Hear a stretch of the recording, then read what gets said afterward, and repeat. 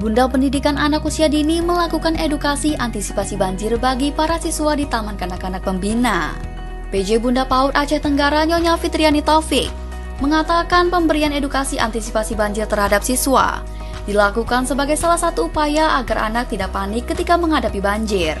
Siswa juga diajarkan untuk melakukan langkah-langkah kesiapsiagaan sehingga dapat semakin meminimalisir terjadinya korban jiwa ketika banjir terjadi.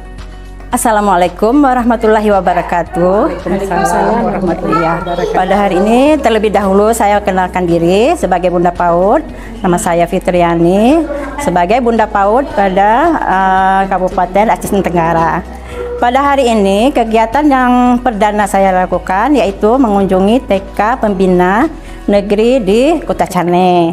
Di samping itu juga kita melakukan sosialisasi terkait dengan kebencanaan, di mana kita harapkan selama anak-anak ini berada di bawah pengawasan ibu-ibu di TK dapat mengerti bagaimana mengantisipasikan di saat terjadinya bencana yang menimpa di daerah kita.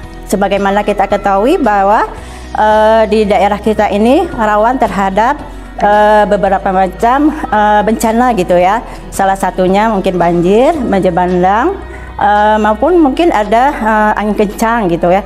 Jadi diharapkan pada anak-anak di masa usia dini dapat mengetahui apa itu kebencanaan dan sekaligus dapat siaga bagaimana menghadapi dikala. Pada pemberian edukasi antisipasi banjir, PJ Bunda PAUD Aceh Tenggara juga berinteraksi dengan para siswa dan bermain bersama. Selain di TK Pembina, rombongan Bunda PAUD juga melakukan edukasi antisipasi banjir di SD Negeri 1 Kota Cane. Tim Liputan Diskominfo Aceh Tenggara.